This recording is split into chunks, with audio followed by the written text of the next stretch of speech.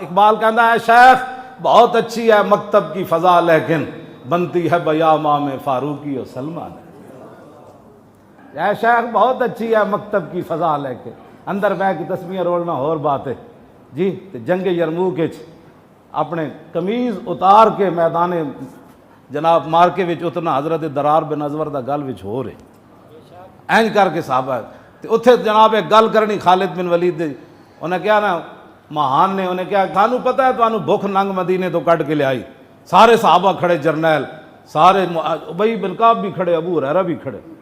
معاذ بن جبل بھی کھڑے، سارے صحابہ کھڑے، انہیں کیا تھانوں بھوک ننگ مدینے تو کٹ کے لے آئی، تواڈے چہرے دسدن تے تواڈے کپڑے دسدن کہ تسی بھوکے ننگے ہوئے ہو تو مدینہ پاک تو ایتھوں آ گئے ہو۔ فَعَلُمُّ إِلَيَّ أَنْ أُوتِيَ كُلَّ رَجُلٍ مِّنْكُمْ عَشْرَةَ دَنَانِيرَ وَكِسْوَةً وَطَعَامًا وَتَرْجِعُونَ إِلَىٰ بِلَادِكُمْ فَإِذَا كَانَ مِنَ الْعَامِ الْمُقْبِلِ بَعَثْنَا لَكُمْ بِمِثْلِهَا۔ انہوں نے کہا ہر فوجی نو بھیجو، اس نو جناب 10 دینار دیاں گا سونے دے، نال جناب کپڑے دیاں گا، سالانہ اناج دیاں گا، چلے جاؤ مدینہ پاک تے پریشان نہ ہونا، آئندہ سال آئے گا پھر بھیج دیاں گا۔ اے تانا دیتا انہیں تے دیتا بھی صحابہ نو۔ حضرت ابی بن کعب کہنے لگے میں جواب دیواں، حضرت شرحبیل کہنے لگے میں دیواں، حضرت کاکا کہنے لگے میں دیواں، حضرت خالد فرمان لگے نہیں انہوں میں جواب میں دینا۔ کیوں جی؟ فقال خالد انہ لم یخرجنا من بلادنا ما ذکرتا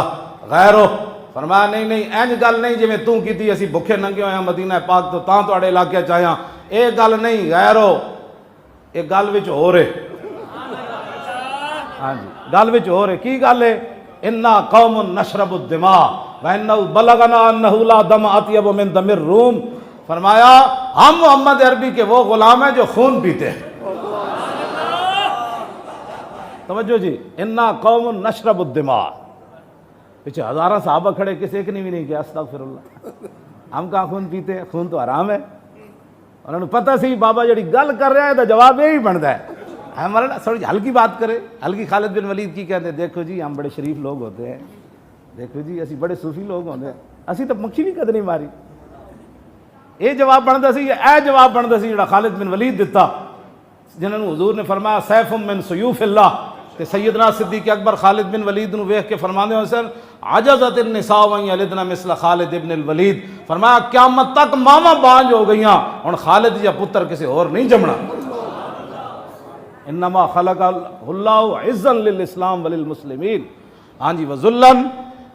للمشرکین وشتاتت شمل ہی، آپ نے فرمایا خالد نو اللہ نے پیدا ہی اس واسطے کیتا کہ اسلام اور مسلمانوں دی عزت بحال کرے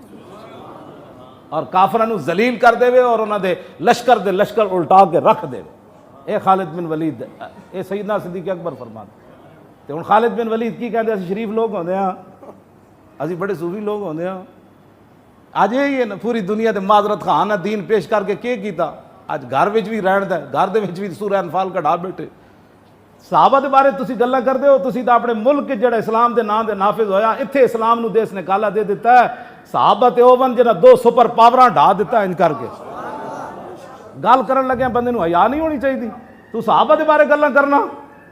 صحابہ تے جڑا حضور نال گھوڑا دوڑایا نا، انہاں گھوڑیاں دے پیراں نال جڑی مٹی اڈی نا امت اس دے برابر بھی نہیں ہو سکتی۔ تو صحابہ دے بارے تبصرے کرنا، پہلے اپنا منہ دھو کیا، پاکان امت جڑے اسلام دی بنیاد ہیں تینوں پتہ ہی کوئی نہیں تو گل کی کر رہا، اور پھر سانو کہندے جی مولانا صاحب ہلکی بات کرو، ہلکی بات کرو، ہلکی بات کرو، ہلکی بات کرو، تو پاکان امت نو پہ گیا،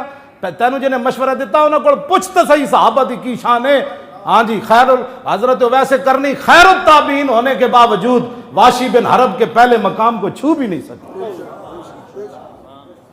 جنہاں حضور نے صرف ایک باری ویکھیا تو گلا کرنے پہ کہ پھر ساڑھے جی مولانا صاحب پھر کی